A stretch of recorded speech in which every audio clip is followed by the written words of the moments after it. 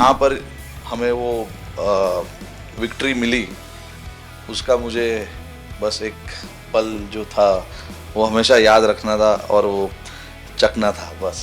सब लोग इस चीज़ का इतने साल से इंतज़ार कर रहे थे, तो मुझे लड़कों ने बोला कि आप सिर्फ ऐसे ही मत जाना, चलकर कुछ अलग करना। बॉलों में 3 चौके मिले तो मैंने इसको जाके बोला, मैंने कहा यार ये क्या गेम है ये, मतलब एक दिन ऐसे लगता है एक रन नहीं बनेगा।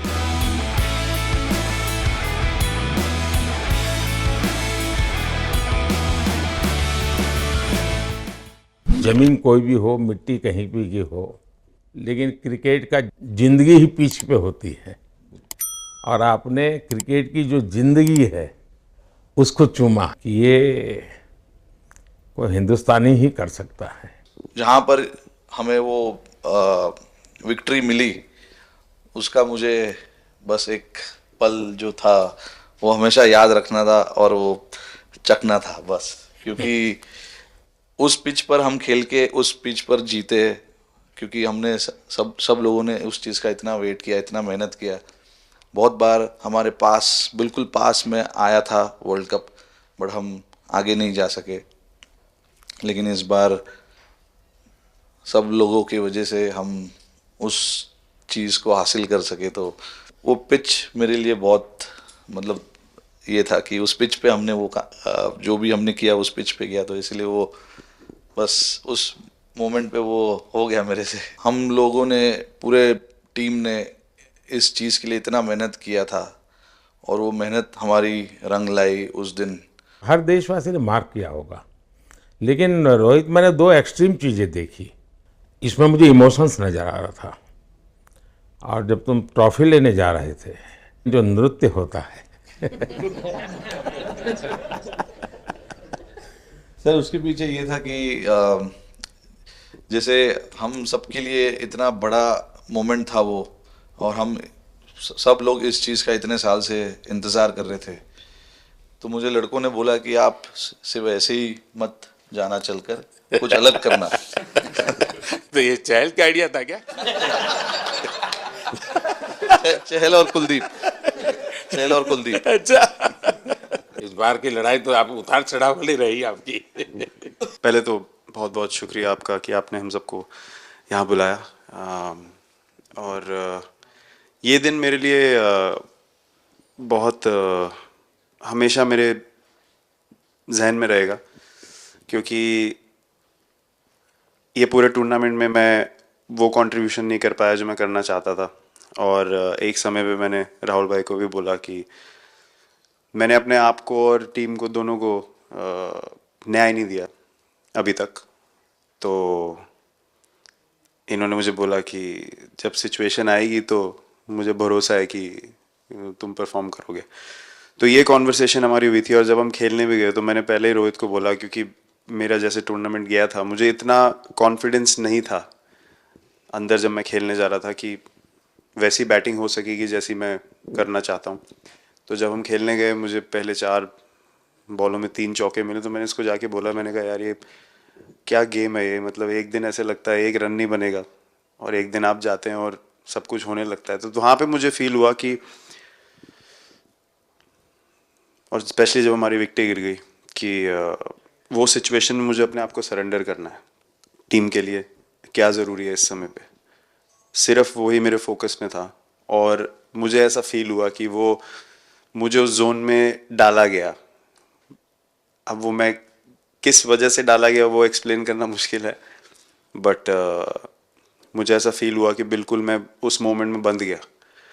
और बाद में मुझे समझ आया कि जो चीज़ होनी होती है वो किसी भी तरीके से होती है, तो ये होना ही था मेरे साथ, टीम के साथ। अगर आप मैच भी देखें, जिस तरीके से हम मैच जीते एंड में, जो सिचुएशन थी, हम लोगों ने एक एक बॉल को जिया एंड में, जहाँ से मैच पलटा, और हमारे अंदर क्या चल रहा था वो हम एक्सप्लेन नहीं कर सकते। एक एक बॉल में कि मैच यहाँ जा रहा है, वहाँ जा रहा है। एक समय पे उम्मीद छूट चुकी थी, उसके बाद हार्दिक ने विकेट लिया, उसके बाद एक एक बॉल करके वो एनर्जी फिर बनी। तो मुझे खुशी इस बात की कि मैं इतने बड़े दिन में कंट्रीब्यूट कर पाया टीम के लिए, एक मुश्किल समय के बाद। और वो पूरा दिन जैसे गया हमारा, और जिस तरीके से हम जीते, जैसे मैंने बोला, वो मैं कभी नहीं भुला पाऊँगा। अपनी ज़िंदगी में। तो मुझे बस खुशी थी कि मैं टीम को उस जगह तक ले जा पाया जहाँ से हम मैच को जीतने की कोशिश कर सकते हैं। ये सबको लग रहा था विराट की कि टोटल आपका 75 और बाद में एकदम 76। तो कभी कभार ये पल होती है जी जब सब लोग कहते हैं यार तुम ही कर लोगे, वो भी एक बार करा के ड्राइविंग फोर्स बन जाता है। लेकिन परिवार से इमीडिएट क्या रिएक्शन आया होगा जब 75 में दबे रहते थे तो? अच्छी बात ये थी सर, यहाँ टाइम का डिफरेंस ज़्यादा है, तो परिवार से ज़्यादा बात नहीं हुई। मेरी मम्मी ज़्यादा टेंशन ले लेती हैं। पर एक ही मतलब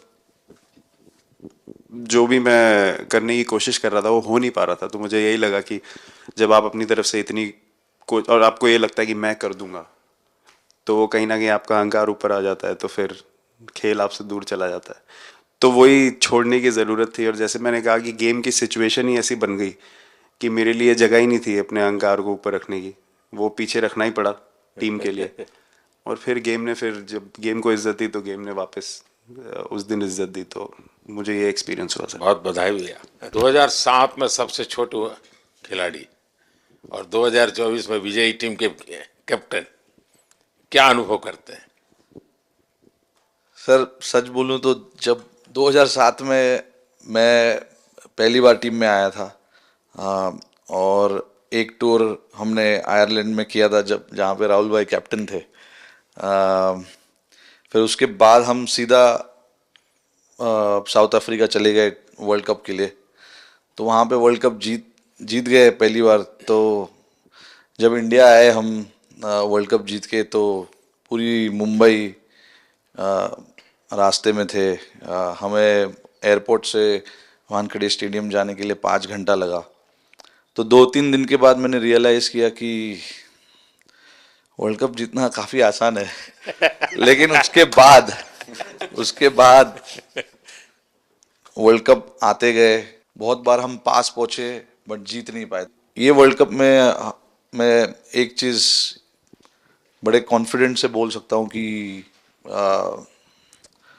लोगों में काफ़ी डेस्परेशन और बहुत हंगर था। जब हम यहाँ से वेस्ट इंडीज़ गए, काफ़ी मुश्किलें थी वहाँ पे। जब हम न्यूयॉर्क में पहली बार क्रिकेट हो रहा था, कभी क्रिकेट वहाँ पर हुआ नहीं था। प्रैक्टिस करने के लिए ग्राउंड अच्छे नहीं थे, लेकिन किसी भी लड़कों का उस चीज़ में ध्यान नहीं था। बस एक ही चीज़ में ध्यान था कि हम बारबाडोस में फाइनल कैसे खेलेंगे। तो उससे मतलब ऐसे टीम को कैप्टनसी करना भी काफ़ी अच्छा लगता है कि सबका गोल एक है कि कैसे जीतना है।